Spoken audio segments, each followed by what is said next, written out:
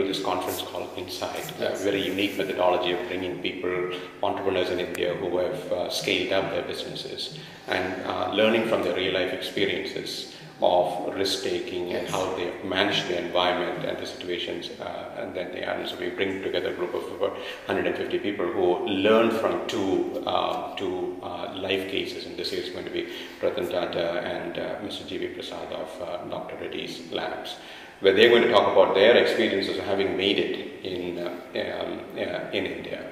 Now, the concept of a leader versus the manager, right? How do you differentiate that? Leader is a risk taker, managers are a status quest. But manager and leader needs a manager. Absolutely. If the leader has to have time for vision, strategy, listening, thinking, walking the way. So he needs a manager who manages as is. But the leader takes it as it should be, or as it could be, as it ought to be. So he needs a manager to manage as is. But the leader says, as is to where, and that's where he takes the organization forward. So every leader does need a manager, but a good leader is a mix of management and leadership. Because somewhere the leader is managing, and somewhere the leadership is taking the management forward. So leadership incorporates management. Management may not incorporate the risk-taking qualities of a leader.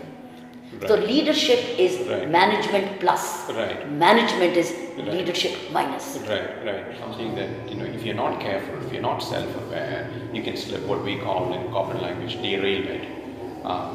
Derailment factors of a leader. The lack of humility, the lack of self-awareness. When you begin to treat people not the way they need to be treated, and all of a sudden people are not willing to work for you. How do you prevent that from happening? Inner engineering. It's so critical. By external engineering only makes you a good mechanic. But to become a good human being and to remain sensitive, you've got to have inner engineering. And that has to be learned alongside all your life.